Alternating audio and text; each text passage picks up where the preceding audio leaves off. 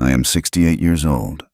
If you saw me walking down the street in my faded corduroy jacket and scuffed brown loafers, you would probably think I was just another retiree counting his pennies, worrying about the rising cost of groceries. You would be entirely wrong. My philosophy on wealth has always been simple and unwavering. Quiet money lasts. Loud money paints a massive, glowing target on your back. People change when they smell cash. They morph into creatures you no longer recognize, driven by a hunger that cannot be satisfied. 30 years ago, when Martha and I stood before our friends and family and said our vows, we did not have a single dime to our names. We built our life together brick by brick. I worked long hours, and she took care of the home. But somewhere along the line, those bricks stopped being enough for her. Martha developed a ferocious appetite for the superficial. It started small, a demand for a designer handbag here, a bitter complaint about our perfectly reliable, modest sedan there. By the time we reached our 25th anniversary, her obsession with status had become an impenetrable wall between us. She looked at our comfortable, debt-free life not with gratitude or pride, but with deep, seething resentment. She constantly compared us to her country club friends, women dripping in diamonds bought on credit, completely unaware of the miserable irony. She would sit across from me at the dinner table, her eyes scanning my inexpensive button-down shirts with a mixture of pity and absolute disgust. Because here is the undeniable truth that Martha never knew, the monumental secret I kept buried deep to protect whatever fragile peace we had left in our home. While she was busy maxing out store credit cards on meaningless luxuries to impress people who did not care about her, I was quietly building an empire in the shadows. Decades of incredibly smart, aggressive, and highly confidential investments led me to a position of power most people only see in movies. 15 years ago, through a series of shell companies and proxy buyers, I purchased the absolute controlling stake in a highly respected regional private bank right here in our city. I owned the heavily guarded vault. I owned the sprawling, multi-story glass building. I owned the entire institution down to the pens on the tellers' desks. But I never breathed a single word of it at home. I would walk past the grand marble columns of the main branch downtown, watching men in tailored suits rush in and out, completely unaware that the unassuming older man waiting for the bus across the street was the one signing their massive bonus checks. Why did I hide it? Because I wanted to see who my family truly was when they thought the well was dry. I wanted to be loved and respected for the man I was, the husband I tried to be, not the astronomical balance sheet I secretly commanded. I always knew Martha's insatiable greed would eventually blind her to reality, but I never anticipated exactly how perfectly she would walk right into the jaws of her own spectacular ruin. The real definitive test of our marriage began on a miserable, rainy Tuesday afternoon. I had stopped at a rundown convenience store on the edge of town to buy a black coffee. On a complete, uncharacteristic whim, I purchased a single lottery ticket. I am not a gambling man by any stretch of the imagination. I do not believe in blind luck, only in meticulous preparation and seizing opportunities. But a quiet voice in the back of my mind told me to hand over those 2 crumpled dollar bills. The next morning, sitting entirely alone at our small kitchen table, while Martha slept in until 10 o'clock as usual, I opened the local newspaper to check the numbers. 5, 12, 24, 36, 41, and the power number, 18. I stared at the cheap newsprint, then back at the small rectangular slip of paper in my hand. Every single number matched perfectly. The advertised jackpot was exactly $45 million. A normal, trusting husband would have run up the stairs, shaken his wife awake, and celebrated the miraculous end of all their perceived financial worries. But sitting in that quiet kitchen, listening to the steady hum of the refrigerator, I did not feel a single ounce of joy. I felt a cold, sharp, and terrifying clarity wash over me. $45 million is an unfathomable amount of money to the average person. But honestly, it was merely a fraction of the liquid assets I already controlled. Yet, to a woman like Martha, this piece of paper would be the ultimate shining prize. This was the golden ticket she firmly believed she deserved for enduring a life with a supposedly mediocre man like me. I could have claimed the winnings quietly through one of my corporate attorneys. I could have thrown the ticket into the garbage disposal and let the money return to the state. Instead, I decided it was time for the ultimate appraisal of the woman sleeping upstairs. I decided to give her the rope, knowing full well she might choose to hang our entire marriage with it. I folded the winning ticket neatly, ensuring the numbers were clearly visible, and walked into the front hallway. I slipped it deep into the inside breast pocket of my faded corduroy jacket. I then hung the jacket on the brass coat rack by the front door, exactly where I left it every single afternoon. You see, Martha had a habit, a dirty, disrespectful little habit she thought I was completely oblivious to all these years. Every few days, when she thought I was fast asleep or busy pulling weeds in the backyard garden, she would sneak into the hallway and rifle through my pockets. She would skim any loose $20 or $50 bills I had intentionally forgotten to take out, padding her own wallet.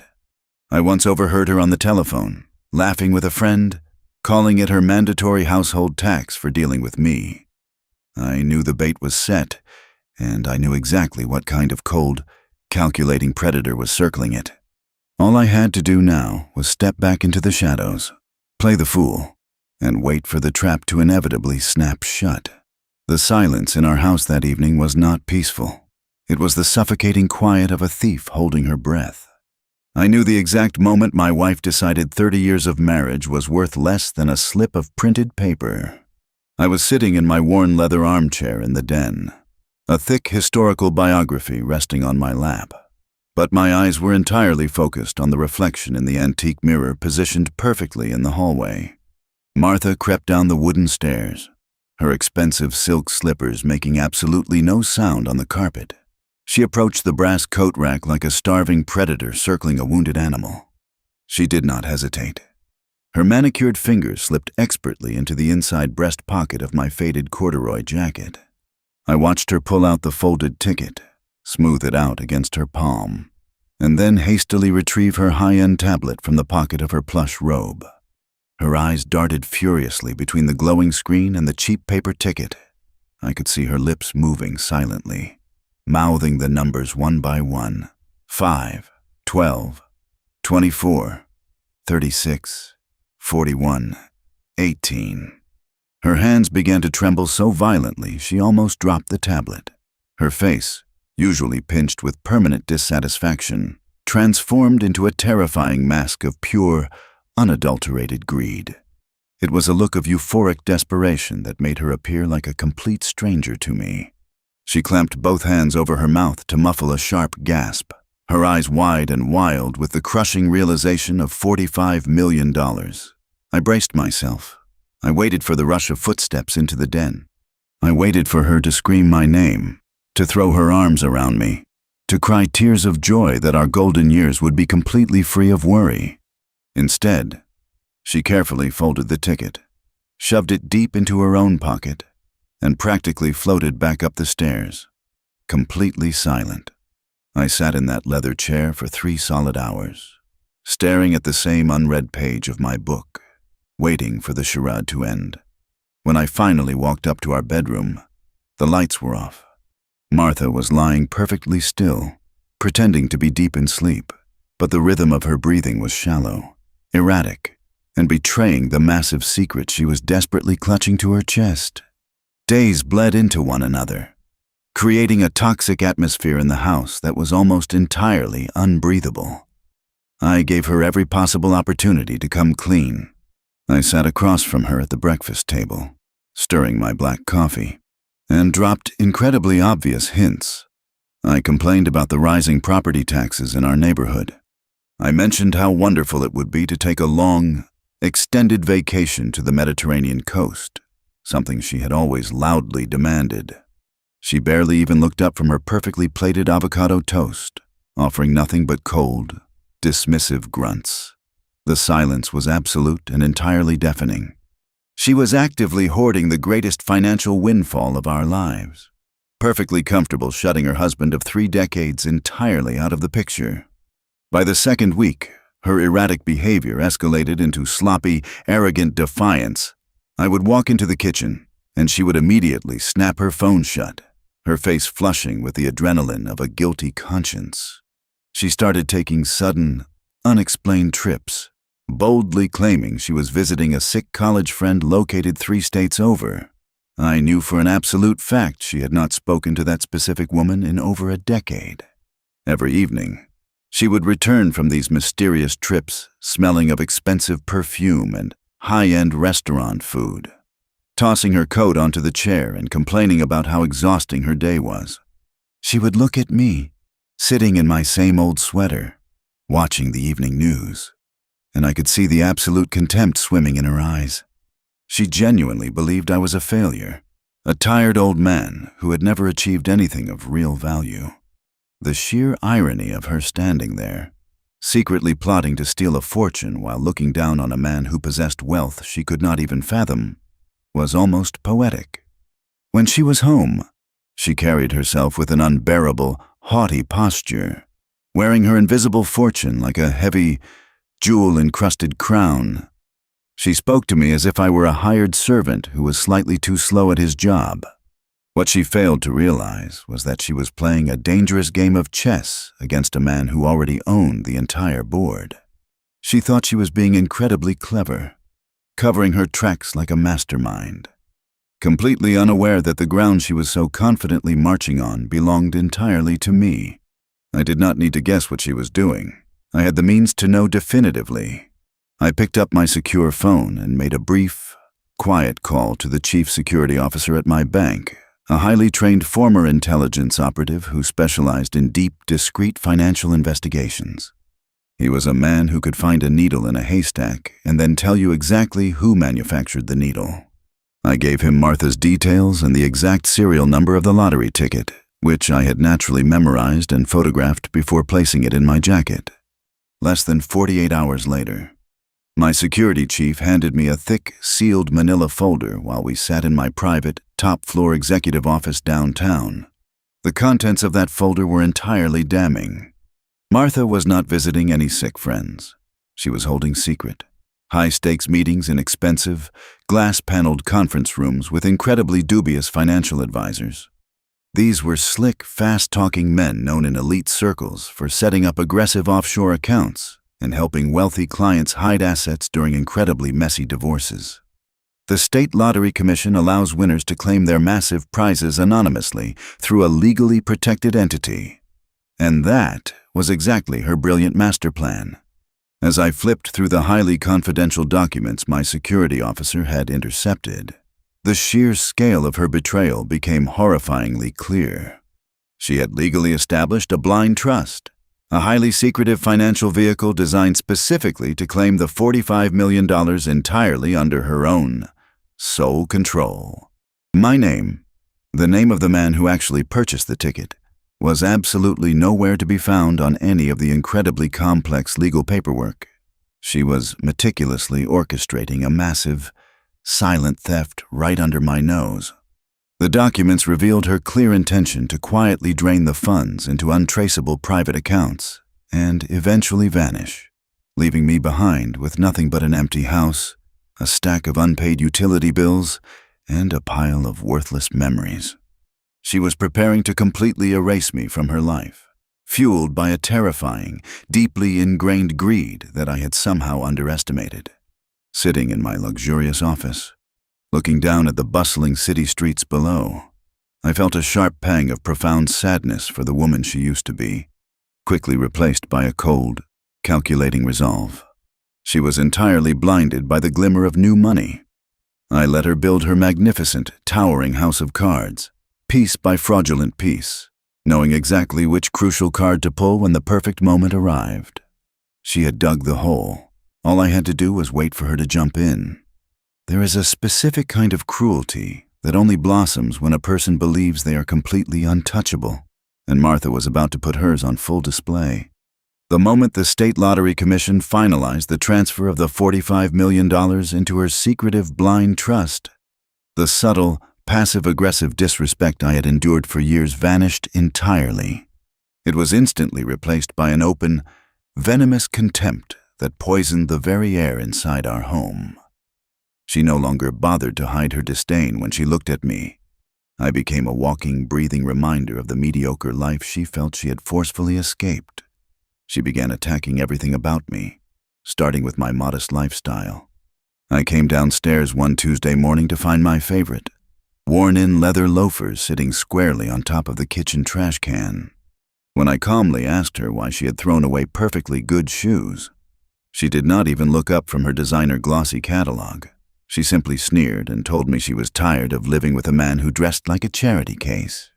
She mocked my faded corduroy jacket, the cheap wristwatch I had worn since my 30s, and the simple meals I preferred to cook.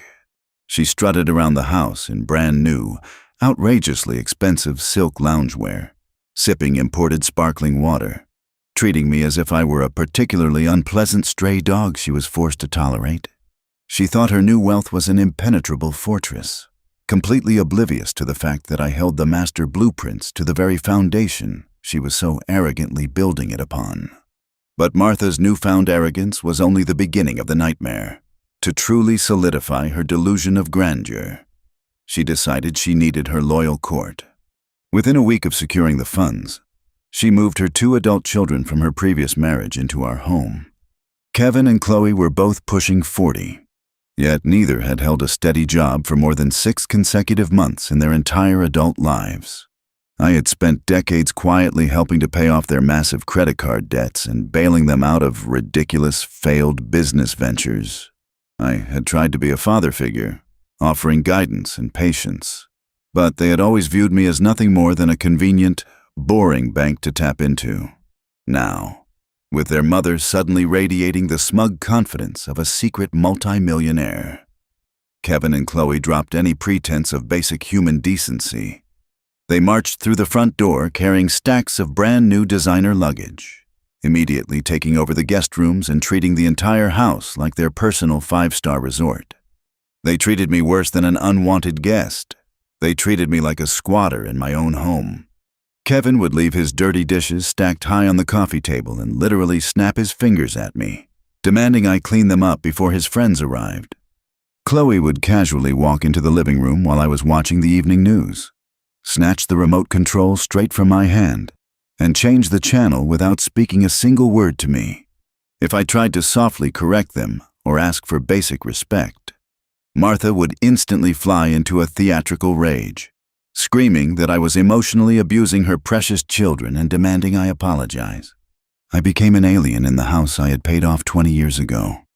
The isolation was incredibly heavy, a suffocating weight pressing down on my chest from the moment I woke up until the moment I finally closed my eyes. The true depth of their malevolence, however, was revealed to me on a humid Thursday night. I had woken up around 2 o'clock in the morning with a dry throat and quietly made my way downstairs to the kitchen for a glass of water. As I reached the bottom of the wooden staircase, I heard low, muffled laughter slipping out from beneath the crack of the dining room door. The lights were dim, but the voices were entirely clear. It was Martha, Kevin, and Chloe, sitting around the oak table, drinking expensive champagne they had smuggled into the house. I stood absolutely still in the shadows of the hallway, holding my breath, and listened as they gleefully plotted the final chapters of my life. Kevin was leaning forward, his voice dripping with absolute malice. He told his mother they needed to move fast before I suspected anything. He suggested a specific, state-run assisted living facility located on the dismal, industrial outskirts of the city. He laughed as he described it as a miserable, low-income warehouse for forgotten old men, completely devoid of any comfort or dignity. Chloe chimed in, excitedly doing the math on her phone. She eagerly explained that if they declared me mentally unfit and forced me into that horrible place, Martha could legally claim full power of attorney over my remaining meager assets. They could then rapidly sell the family house, combine the profits with Martha's hidden lottery fortune, and finally purchase the sprawling, ultra-modern mega-mansion in the gated community they had been obsessively touring online. Martha did not defend me. She did not hesitate. She simply took a long sip of her champagne and agreed. She coldly stated that I had held her back long enough, and it was finally her turn to live exactly how she deserved. She referred to me as dead weight, a pathetic anchor that needed to be violently cut loose so she could sail away into her glorious new life. They were laughing right in my face, meticulously plotting my miserable, humiliating exile, completely unaware that their greedy little scheme required a specific, monumental legal signature they could never legitimately obtain. They were dividing up the spoils of a war they had not even realized they were fighting against a 5-star general. I stood in the dark for a long time after their conversation drifted onto the topic of which luxury sports cars they were going to buy. A weaker man would have burst through those doors, screaming about betrayal and demanding half of the lottery money. A foolish man would have immediately called a divorce lawyer and started a loud, messy, and incredibly expensive legal battle. But I simply turned around and walked silently back up the stairs to my empty bed. I pulled the heavy quilt up to my chin and stared at the dark ceiling. The humiliation burned in my chest, a hot, agonizing fire of betrayal. But I forced myself to swallow it down. I would endure their cruel jokes. I would clean up their dirty dishes. I would play the role of the defeated, oblivious old man to absolute perfection. Because a trap designed to catch 3 incredibly greedy, overconfident predators requires absolute, unbreakable patience, I knew exactly what they were going to do next, and I knew exactly where they were going to do it. The game was no longer about a simple piece of paper. It was about total, catastrophic annihilation. A sudden influx of massive, stolen wealth creates a unique problem. Where exactly do you hide a towering mountain when you have spent your entire life living in an unassuming valley? Martha was about to discover that the most secure, prestigious financial vault in our city was actually the perfect, inescapable cage.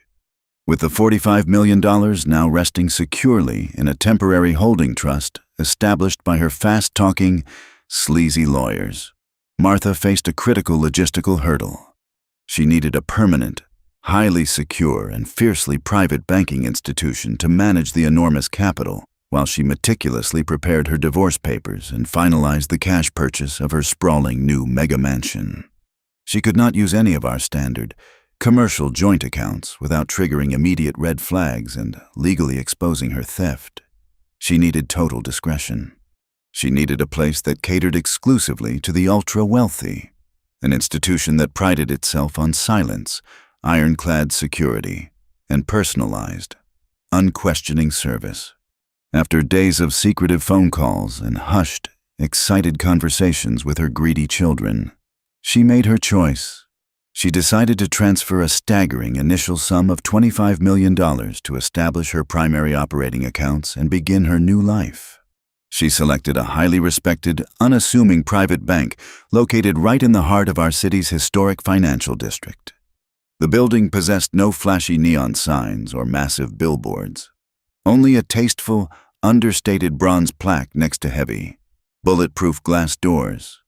It was renowned among the local elite for its impenetrable privacy and impeccable management of massive family assets. It was also the exact same bank I had secretly purchased 15 years ago, the very institution I owned outright, down to the last polished marble floor tile. On a crisp Tuesday morning, while I was supposedly at the local community center playing chess with other retired men, I was actually sitting behind the massive mahogany desk in my top-floor executive suite.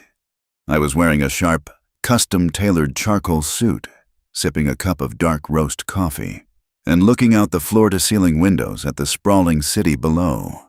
The heavy wooden doors to my office opened softly, and my senior branch manager, a meticulous and fiercely loyal man named Thomas, stepped inside. Thomas was one of the very few people on Earth who knew my true identity and the full, staggering extent of my personal wealth. Thomas carried a thick, leather-bound portfolio under his arm. His face was unusually pale, and his normally calm, professional demeanor was visibly shaken. He walked over to my desk and gently placed the portfolio down on the polished wood, clearing his throat nervously before speaking. He informed me that they had just processed a colossal, highly unusual new client intake downstairs in the VIP lounge. He said a woman had just walked in off the street, demanded the highest tier of private wealth management, and initiated a wire transfer of $25 million from a newly formed blind trust. I took a slow, deliberate sip of my coffee and asked him for the name of this mysterious new client. Thomas looked me directly in the eye, took a deep breath, and softly spoke my wife's full legal name. I did not gasp. I did not yell. I simply set my coffee cup down on the porcelain saucer with a quiet clink and pulled the heavy leather portfolio toward me. I opened the cover and began to meticulously review the freshly printed intake documents. There it was, in crisp black and white. Martha's home address, her social security number, and the staggering financial figures she believed she had successfully stolen from our marriage. She had sat in a plush leather chair exactly 10 floors below my feet, sipping complimentary imported sparkling water, feeling like an absolute queen, completely unaware that she had just willingly walked into the dead center of my spiderweb. As I flipped through the complex legal paperwork required to establish an account of that magnitude, a specific, crucial document caught my eye and made my blood run cold. We live in a state with very strict marital asset laws. Any massive windfall acquired during a marriage, including lottery winnings, is legally considered joint property unless explicitly waived by the other spouse. To transfer those funds into a sole proprietorship account under her exclusive, singular control, the bank's rigorous compliance regulations required a heavily notarized spousal waiver. I stared at the bottom of the page, my eyes locking onto the signature line. There, written in bold blue ink, was my name. It was a decent forgery, mimicking the loops and slants of my handwriting that she had seen on birthday cards and grocery lists for 30 years. But it was absolutely, undeniably, a forgery. She had not only stolen the winning ticket, she had committed a severe, federally prosecutable financial fraud to secure the money in her own name. I stared at the blue ink, realizing she had just crossed the perilous line from simple marital betrayal into a catastrophic federal felony. But she had absolutely no idea what specific, automated trap she had just triggered within my bank's internal compliance system. I felt a cold, hard smile slowly spread across my face. Martha genuinely thought she was a financial genius. She thought she had completely outsmarted the tired, mediocre old man she had despised for years. Instead, she had hand-delivered the ultimate weapon of her own absolute destruction directly to my desk. She had forged the signature of the bank's sole owner on a fraudulent legal document submitted to his own institution. I closed the leather portfolio, my mind racing with the beautiful, poetic justice of the situation, and handed it back to Thomas. I explicitly instructed him to process the account set up normally, to treat her like absolute royalty whenever she visited, and to let the $25 million wire transfer clear without a single hitch. I wanted her to feel completely secure. I wanted her to feel the intoxicating, blinding rush of ultimate victory. Her arrogant children were already picking out imported Italian marble for their new kitchen countertops, completely oblivious to the silent, devastating legal avalanche I was carefully positioning right above their heads. I told Thomas to quietly flag the forged spousal waiver in our highly secure, offline internal server, accessible only by myself and the bank's elite legal counsel. We would hold that specific piece of paper like a loaded gun, waiting for the absolute perfect moment to pull the trigger. Martha needed a secure place to park her stolen fortune, and she had brilliantly chosen the one place on earth where I had absolute, godlike control over every single penny. The board was set, the pieces were in position, and my greedy wife had just gleefully backed herself into a corner from which there was absolutely no escape. There is a blinding, intoxicating sickness that comes with stolen money, and my family was about to throw a lavish, catered celebration in its absolute honor. The trap was set. The forged documents were securely locked in my bank's internal servers, and all I had to do was survive one final night of unimaginable disrespect. To the outside world, the extravagant dinner party Martha organized on a warm Saturday evening was supposedly in honor of our 30th wedding anniversary. In reality, it was a grotesque, theatrical display of her newly acquired financial power, funded entirely by the first massive withdrawal from her secret checking account. She had spent the entire week transforming our modest suburban home into a ridiculous imitation of a five-star restaurant. A fleet of white vans from the most expensive catering company in the city clogged our driveway. Strangers in crisp black uniforms marched through my front door, carrying towering floral arrangements of imported white orchids, boxes of crystal champagne flutes, and silver platters that cost more than my first car. When I asked her how we were suddenly affording a 5-course meal for 40 people, she barely glanced in my direction. She casually adjusted her brand-new, blindingly heavy diamond tennis bracelet and coldly informed me that she had taken out a massive, high-interest personal loan. She claimed she was finally tired of living like a peasant on a milestone anniversary and decided to treat herself, boldly daring me to argue with her.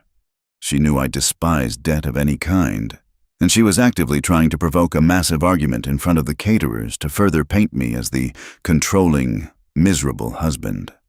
I simply nodded, smiled softly, and told her the flowers looked beautiful.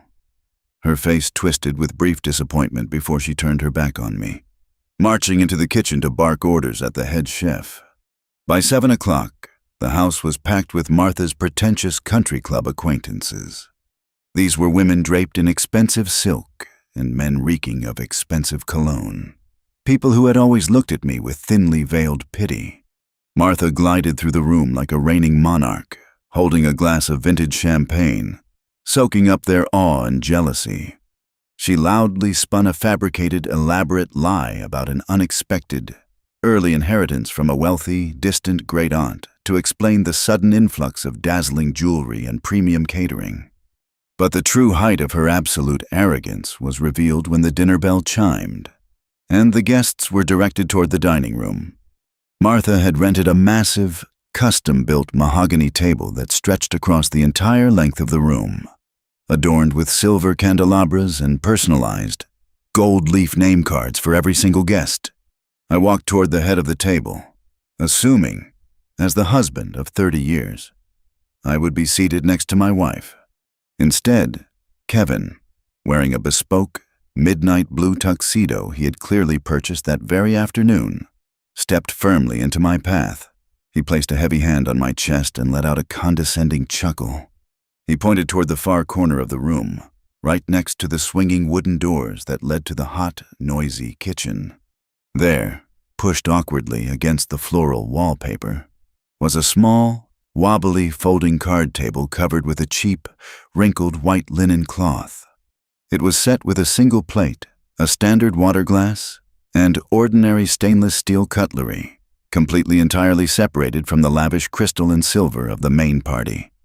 Kevin leaned in close, his breath smelling of expensive liquor, and whispered that his mother wanted the main table reserved exclusively for her real friends and people who actually understood how to celebrate success.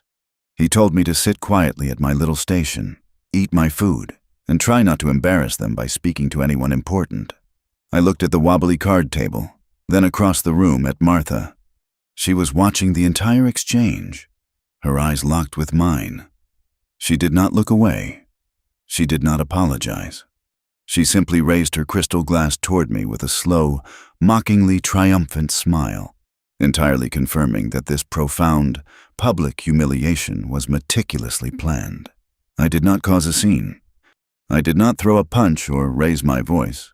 I simply gave Kevin a polite nod, walked over to the corner, and pulled out the uncomfortable wooden folding chair. I sat down alone next to the kitchen doors, listening to the clatter of dirty pans and the shouted orders of the catering staff, while my wife and her children gorged themselves on roasted duck and truffle risotto, laughing loudly at the main table. Halfway through the dinner, the noise level dropped as Chloe tapped her silver fork against her glass, commanding the room's attention. She stood up, her expensive designer gown sparkling under the chandelier, and raised her glass high. She looked directly at her mother, completely ignoring my existence in the corner, and began her toast. She spoke about how incredibly difficult the past 30 years must have been for a woman of such refined taste and boundless potential. She dramatically wiped a fake tear from her eye as she praised Martha for enduring decades of financial mediocrity and agonizing emotional stagnation. Then, Kevin stood up next to his sister, raising his own glass. He locked eyes with me across the room, a vicious, cruel smirk stretching across his face. He loudly proclaimed to the crowd of wealthy strangers that tonight was not just an anniversary, but a glorious celebration of shedding dead weight. He toasted to his mother finally cutting the anchor that had been dragging her down into the mud, and to a brilliant, unburdened new beginning where she would never have to settle for less ever again. The room erupted into polite applause. Martha beamed with absolute, radiant pride, blowing kisses to her terrible children. They were toasting to my complete and utter destruction, using the very money I had allowed them to steal, drinking it down in the house I had paid for with decades of quiet, exhausting labor. As I sat there, eating a plate of lukewarm, forgotten food, playing the pathetic, defeated old man to absolute perfection, a genuine smile spread across my face. I smiled because the food tasted remarkably good when seasoned with the knowledge of their impending, catastrophic doom. They thought I was powerless. They thought I was a foolish relic of the past who was too cowardly to fight back. They had absolutely no idea that less than 8 hours earlier, while they were busy getting massive floral arrangements delivered, I had been sitting in the heavily fortified soundproof legal boardroom of my bank's downtown headquarters. I had called an emergency, highly classified meeting with my elite team of senior corporate attorneys and the chief director of regulatory compliance. I sat at the head of the polished granite table and projected the scanned image of Martha's forged spousal waiver onto the massive screen. I meticulously explained the exact nature of the situation, the $45 million lottery win, the blind trust, and the $25 million wire transfer that had successfully cleared into our vaults that very morning. My lead attorney, a ruthless, brilliant man who had spent his entire career destroying fraudulent shell companies, immediately drafted the necessary internal directives. We did not freeze her account right then and there. Doing so would have simply caused a bureaucratic headache and alerted her too early. We needed her to fully commit. We needed her to attempt a massive, irreversible financial maneuver that would legally lock the jaws of the federal trap around her ankles. I gave the explicit, irreversible order to my compliance team. Martha's account was to remain completely active and perfectly normal on her mobile banking application. She could check her staggering balance, she could pay her catering bills, and she could buy her expensive champagne. But we placed a highly classified, invisible tripwire deep within the bank's routing software. The absolute second she attempted to wire any sum larger than $1 million out of that specific account, the system was programmed to automatically and violently reject the transfer. More importantly, the tripwire would instantly execute a hard, indefinite federal fraud lockdown on the entire $25 million. The funds would be instantly paralyzed, legally sequestered pending a massive, devastating investigation into the forged signature on a federally regulated marital document. So, I sat at my little wobbly table in the corner of my own dining room, politely dabbing my mouth with a cheap paper napkin, and watched my wife laugh with her wealthy friends. I watched Kevin and Chloe arrogantly discuss the luxury sports cars they were going to test drive on Monday. I absorbed every single passive-aggressive insult, every cruel joke, and every dismissive glance, securely packing them away in my mind. I knew exactly what Martha was planning to buy, and I knew she had a highly confidential, irrevocable appointment with an elite real estate broker at 9 o'clock the very next morning to secure her new empire. She was about to step proudly onto a spectacular financial landmine, and I was holding the only detonator in the city. There is a profound, almost poetic beauty in watching a person sprint full speed toward a cliff they are absolutely convinced is a grand staircase.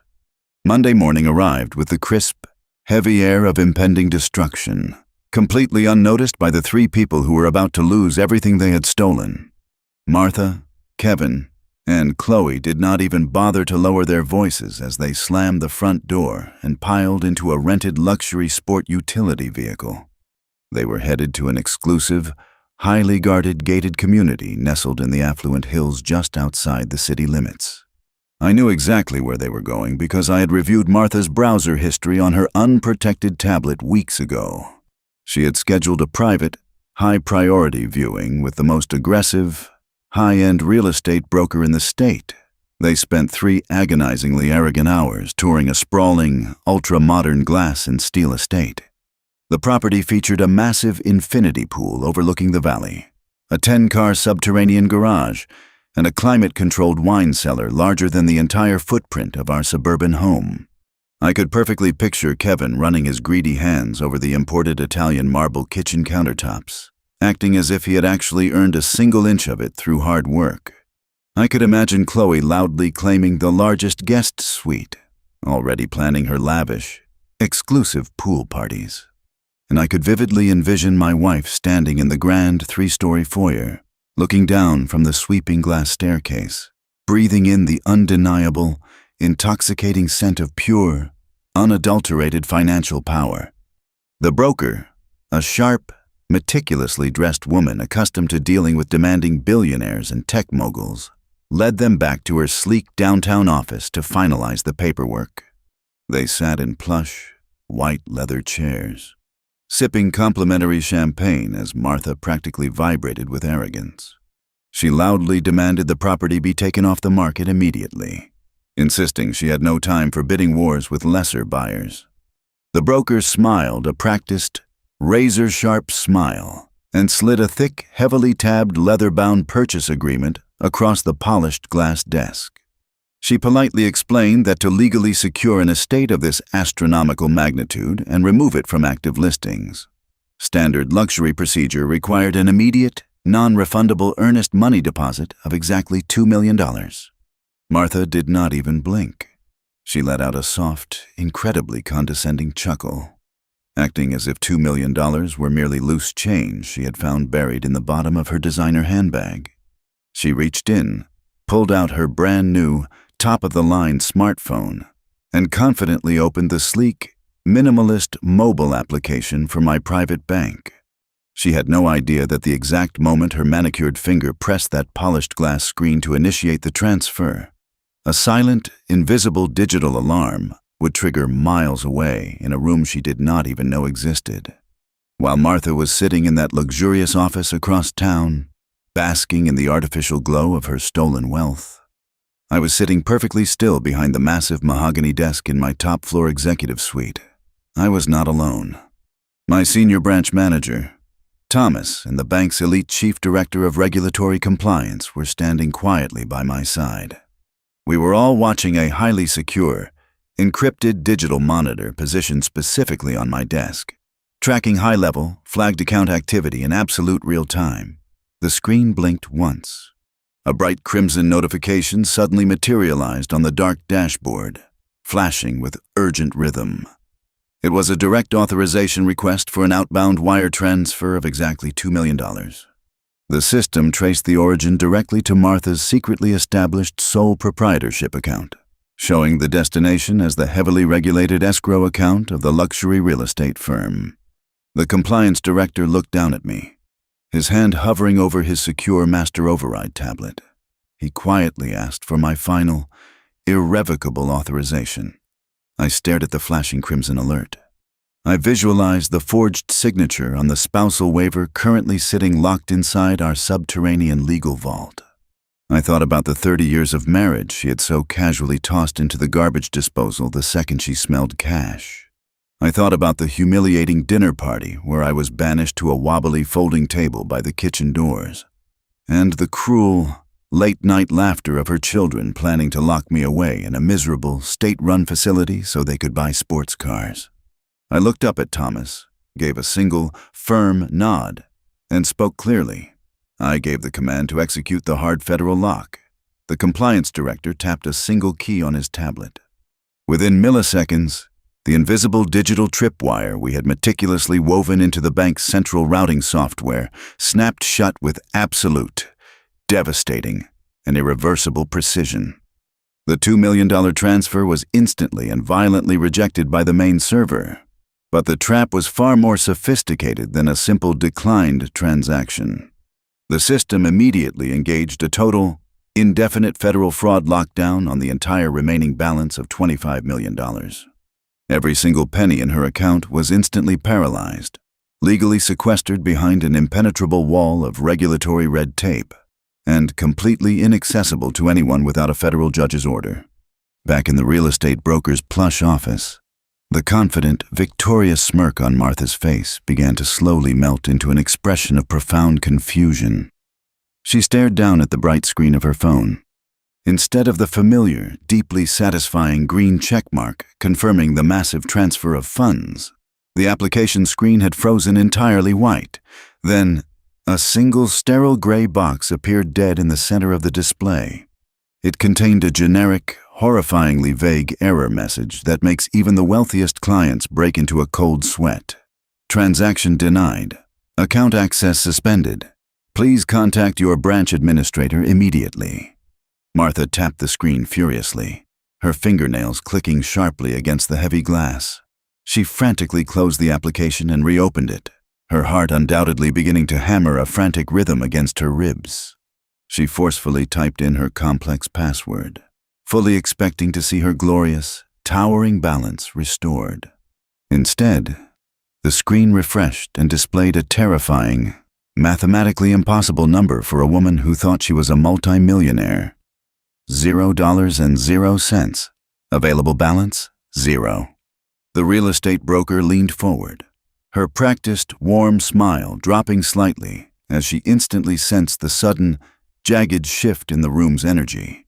She politely, but firmly, asked if there was perhaps an issue with the wire routing numbers, or if Martha needed to contact her wealth manager to authorize such a large daily limit.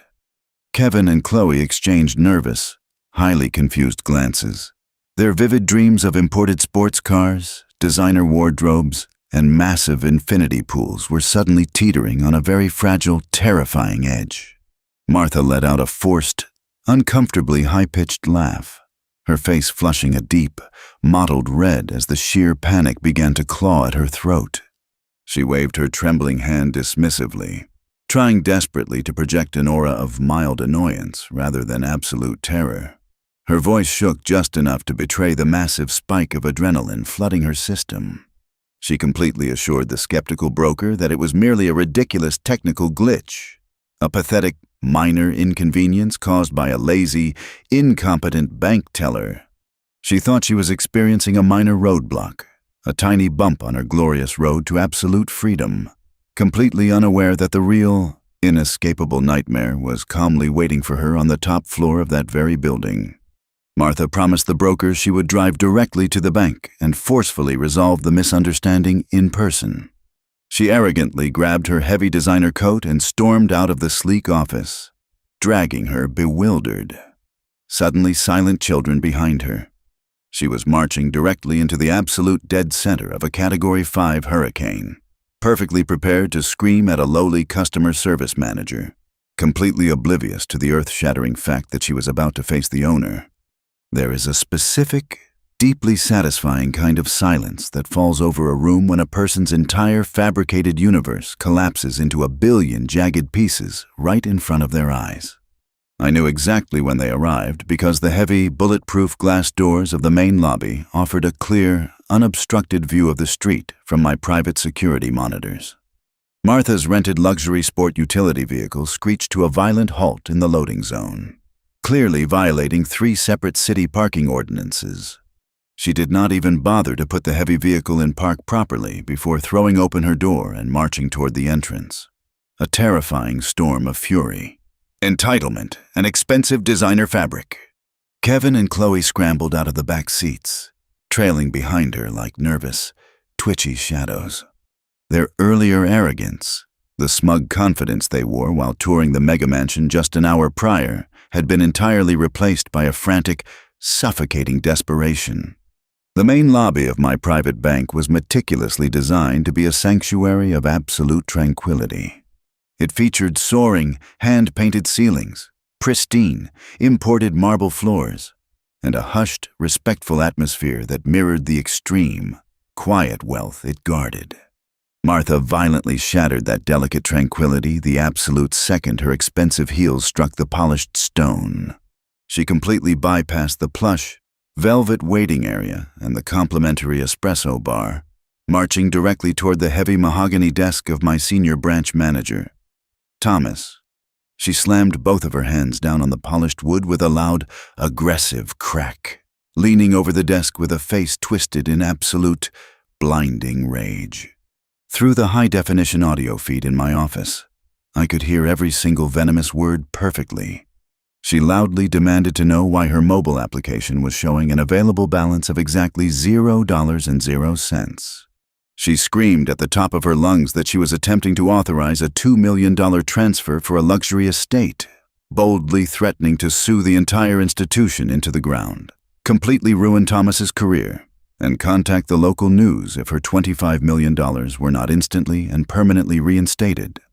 She called the staff incompetent, lazy, and pathetic, putting on a grotesque theatrical display of false superiority.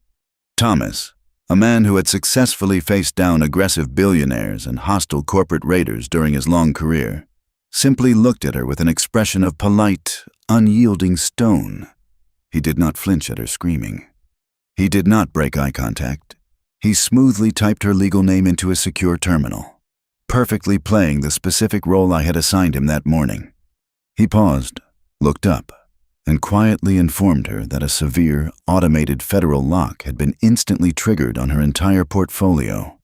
He explained, in a voice perfectly calibrated to be heard by the suddenly silent, staring lobby, that a catastrophic freeze of this magnitude, involving federally flagged legal documents and potential high-level wire fraud, completely bypassed his local administrative authority. Martha's face turned a dangerous shade of crimson. She demanded he pick up the telephone and call the corporate hotline immediately, threatening to have him forcefully removed by security before lunch. Thomas simply folded his hands resting on the desk and delivered the exact, rehearsed line we had prepared. He told her that a deeply sensitive legal issue involving federally sequestered funds and a forged spousal waiver could only be unlocked by the absolute highest authority in the entire building. He politely extended his hand, pointing toward the heavily guarded, private elevators at the back of the hall. He informed her she would have to take the car to the top floor and speak directly with the majority owner of the institution. Martha snatched her heavy designer bag off the desk, a triumphant, vicious smirk rapidly returning to her flushed face. She genuinely believed she was about to march upstairs, scream at some faceless, wealthy, out-of-touch executive, and violently bully her way back to her stolen fortune.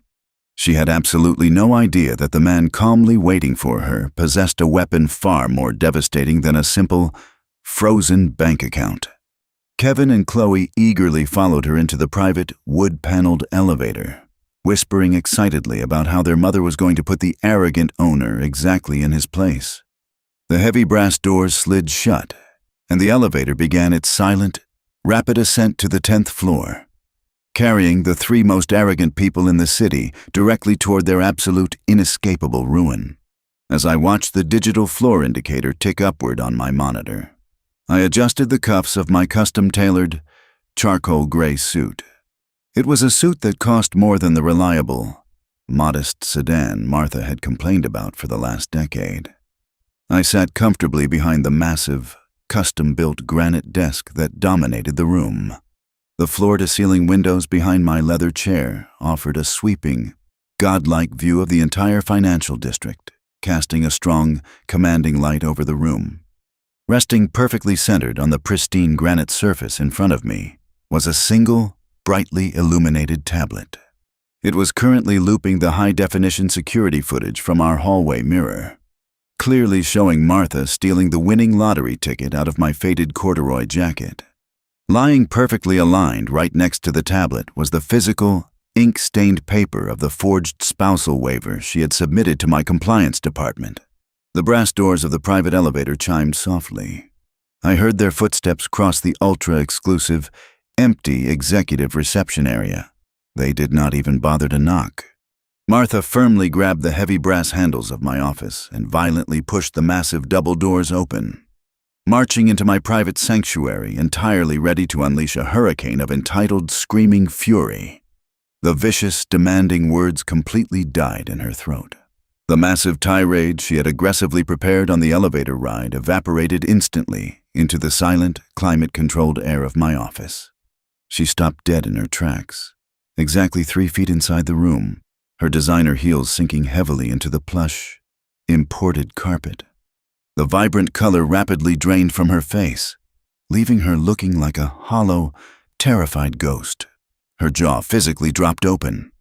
Her eyes darted frantically around the luxurious, imposing room, taking in the expensive artwork, the sweeping city view, the massive granite desk, and finally, snapping directly onto me. She stared at the man she had banished to a wobbly folding table near the loud kitchen doors just 48 hours prior. She stared at the man she had mocked, belittled, and actively plotted to lock away in a miserable, state-run assisted living facility. Kevin and Chloe stumbled blindly into the room behind her, practically bumping into her back. Kevin opened his mouth to shout something disrespectful, entirely out of habit. But the sheer, overwhelming power and undeniable authority of the office forced the sound right back down his throat. He stared at me sitting behind the desk, his eyes stretching wide with a sudden, horrifying realization of his own pathetic, absolute insignificance. Chloe physically took a step backward, retreating toward the heavy mahogany doors as the crushing, suffocating weight of the situation finally landed squarely on her shoulders. Martha tried desperately to speak. She opened her mouth, but only a dry, breathless wheeze escaped her lungs. Her mind was violently, actively rejecting the visual evidence directly in front of her. She raised a trembling hand, pointing a perfectly manicured finger toward my desk. She stammered my name, her voice barely a broken whisper, completely and entirely stripped of its usual haughty arrogance.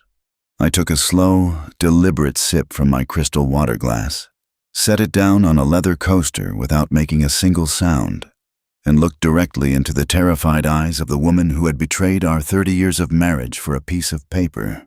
I offered her a calm, perfectly pleasant smile. Leaning back in my heavy leather executive chair and casually steepling my fingers, I welcomed her to my office. I told her it was a beautiful morning to discuss her recent, incredibly aggressive financial investments. I calmly informed her that we had a considerable amount of deeply concerning legal paperwork to review, and the federal fraud authorities were currently waiting for my direct authorization to proceed. She was staring at a man she never truly knew, entirely unaware of exactly how legally, financially, and permanently I was about to dismantle every single piece of her stolen, fraudulent life. There is a terrifying, absolute silence that descends upon a room when a predator suddenly realizes they have been locked inside a heavily fortified cage with a much larger, infinitely more patient beast. Martha stood frozen on the expensive imported carpet of my executive office, her mouth opening and closing like a fish pulled violently from the water, entirely unable to comprehend the catastrophic reality staring her right in the face. She took a shaky, unstable step forward, her eyes frantically darting between my custom-tailored suit and the sweeping, panoramic view of the financial district behind me. She tried to force a laugh, a pathetic, trembling sound that died instantly in her dry throat. She stammered out my name again, asking what kind of ridiculous, elaborate joke I was playing, demanding to know how I had managed to sneak into the owner's private suite. Kevin and Chloe were practically vibrating with nervous terror behind her, their eyes wide with the crushing realization that their newly purchased designer clothes and dreams of luxury sports cars were evaporating into thin air. I did not raise my voice. I did not need to. True power does not shout. It simply dictates the terms of reality. I leaned forward, resting my elbows on the cool, polished granite of my massive desk, and calmly explained that there was no joke. I told her I owned the chair I was sitting in. I owned the desk. I owned the heavily guarded vault 10 floors below us. And more importantly, I currently owned her entire frozen financial existence. But before I delivered the absolute final blow, I mentioned a specific, devastating legal clause my corporate attorneys had discovered deep within the State Lottery Commission bylaws. A tiny paragraph that was about to permanently seal her complete and utter ruin. I reached across the desk and picked up the brightly illuminated tablet. I turned the screen around so it was facing her directly. I pressed play. The crisp, high-definition security footage from our hallway mirror filled the quiet room. Martha watched herself, in full color, creeping down the stairs in the dead of night, slipping her manicured fingers into my faded corduroy jacket, and stealing the winning ticket. She watched her own face contort into a mask of pure, unadulterated greed. She gasped, physically recoiling as if she had been struck across the face. She started to babble, desperately trying to formulate an excuse, claiming she was just going to surprise me, that she was holding it for our anniversary. I completely ignored her pathetic lies. I tapped the screen a second time. Loading an audio file. The crystal-clear recording of her, Kevin and Chloe sitting in the dark kitchen instantly echoed through the massive office. They heard their own vicious, cruel laughter. They heard Kevin suggesting the miserable, state-run assisted living facility. They heard Chloe gleefully calculating how to legally declare me mentally unfit. And they heard Martha coldly referring to her husband of 30 years as dead weight that needed to be violently cut loose. The color completely drained from Kevin's face. He took a massive step backward, physically bumping into the heavy mahogany doors, desperate to escape the room. Chloe began to cry, thick, ugly tears of pure panic ruining her expensive makeup. Martha was trembling so violently she had to grip the back of a leather guest chair just to remain standing. Then, I picked up the physical, ink-stained paper resting next to the tablet. I held up the forged spousal waiver she had submitted to my compliance department. I looked her dead in the eye and explained exactly what she had done. She had committed a severe, federally prosecutable felony by forging my signature on a highly regulated financial document to conceal a joint marital asset. And she had been arrogant and foolish enough to submit that forged federal document directly to an institution entirely owned and operated by the very man she was attempting to defraud. I leaned back in my chair and finally revealed the devastating legal clause. I explained that according to strict state marital laws regarding lottery windfalls, if one spouse commits proven or documented fraud to hide the asset from the other, they automatically forfeit their entire legal right to every single penny. Because she had crossed the line into federal financial fraud, my elite team of corporate attorneys had not only permanently frozen the $25 million currently sitting in our vault, but they had also secured an emergency judicial injunction to completely seize the remaining $20 million sitting in her secretive blind trust. She had nothing. The $2 million non-refundable deposit for her sprawling glass and steel mega-mansion was violently denied. Her expensive catering bills from the humiliating anniversary dinner were going to bounce. The high-interest personal loans she had arrogantly taken out to buy her diamond tennis bracelet and designer clothes were going to immediately default, crushing her into a mountain of inescapable debt. Martha collapsed into the leather guest chair, burying her face in her hands, and began to sob hysterically. The arrogance was completely gone, replaced by the pathetic, agonizing wails of a woman who had just watched her entire universe burn to ash. She begged me for forgiveness. She swore she still loved me. She pleaded with me to remember the 30 years we had spent together, shamelessly attempting to weaponize the very marriage she had just tried to destroy. She offered to give me half the money, completely failing to understand that I already legally possessed all of it, along with a personal banking fortune that dwarfed the lottery winnings entirely. I felt absolutely nothing for her, not a shred of pity, not an ounce of sadness. I reached into my bottom desk drawer, pulled out a thick, heavy manila envelope, and tossed it squarely onto the granite desk. It landed with a loud, definitive smack that made all three of them jump. I told her those were her heavily expedited divorce papers, complete with a legal eviction notice strictly demanding she and her parasitic children vacate my property within 48 hours. I explained that she was walking out of this marriage exactly the way she walked into it 30 years ago, with absolutely nothing. I pressed a small silver button under my desk. Less than 10 seconds later, the heavy mahogany doors swung open, and two massive, sharply dressed private security contractors stepped into the office. I gave them a simple nod. I told Martha the meeting was officially over, and my security team would ensure they found their way to the street. Kevin and Chloe did not say a single word.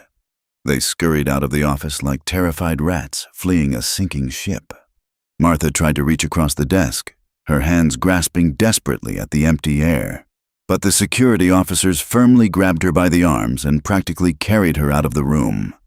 Her hysterical, agonizing screams echoed down the private executive hallway until the heavy brass doors of the elevator finally slid shut, cutting off the noise entirely. I sat alone in my massive, silent office, looking out over the sprawling city as the morning sun reflected off the glass skyscrapers. The heavy, suffocating weight that had been pressing down on my chest for years was completely gone. I took a slow, deep breath of the perfectly climate-controlled air. The house would be quiet tonight. The money was securely locked away, quiet and protected. And for the first time in 3 decades, I was entirely, undeniably at peace. Thank you all so much for watching my story.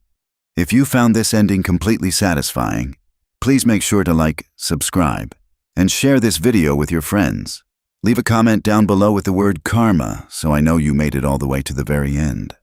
And please hit that hype button so this video can reach more viewers like you who appreciate a story about standing up and taking back control.